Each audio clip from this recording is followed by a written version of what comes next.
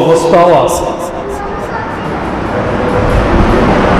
আল্লাহ তাআলা সূরা আনআমের 93 নম্বর আয়াতে বলেন,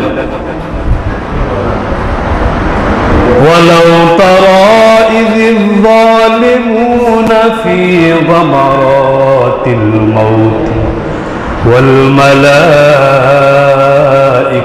বাসিতু আইদিহিম আখরিজু أنفسكم يوم تجزون عذاب الهون بما كنتم تقولون على الله غير الحق وكنتم عن آياتي تستكبرون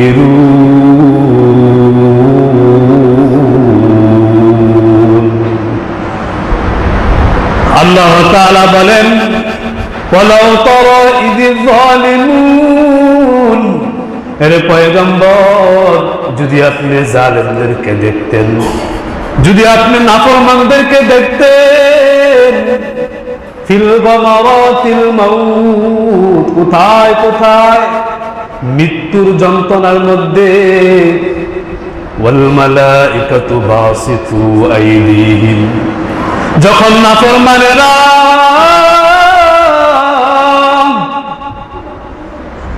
মৃত্যুর যন্ত্রণার মধ্যে থাকে, ওরে পয়গম্বর যদি ওই অবস্থা আপনি তাদেরকে দেখতেন, তখন ফেরেশতারা বাসিতু আইদিকুম, বাসিতু আইদিকুম, ফেরেশতারা তাদের হাতকে প্রসারিত করে বলে, আখরিজু আনফুসাকুম, এর নাফরমানের দল, তোমাদের আত্মাকে বের করো, তোমাদের রূহকে বের করো।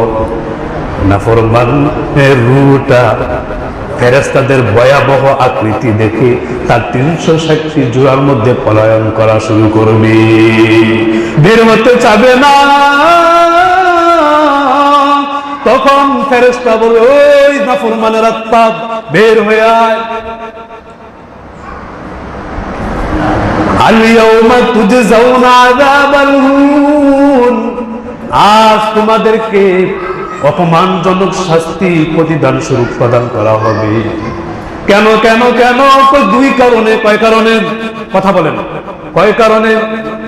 নাফরমানদেরকে মৃত্যুর সময় ফেরেশতারা হাত সম্প্রসারিত করে বলে, ও নাফরমানের রূহ, তুমি বের হয়ে আসো, তুমি বের হয়ে আসো, তুমি বের হয়ে আসো। বের হতে চাবে না নাফরমানের আত্মা।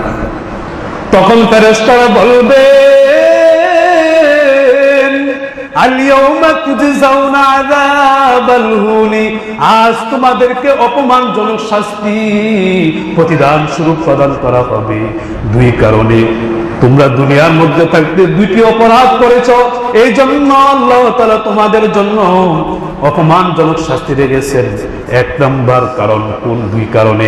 এক নাম্বার কারণ হলো বিমা কুনতুম তাকুলুনা আলাল্লাহি গায়রাল হক, তোমরা আল্লাহর উপর অসত্য বলতে। দুনিয়ার মধ্যে মানুষ তোমাদেরকে দাওয়াত দিত, মসজিদে আসো, আল্লাহর গোলামি করো, রাসূলুল্লাহর সুন্নতের মালা গলায় লাগাও, কিন্তু তুমি রাসূলের সুন্নতের প্রতি পরোয়া করো না।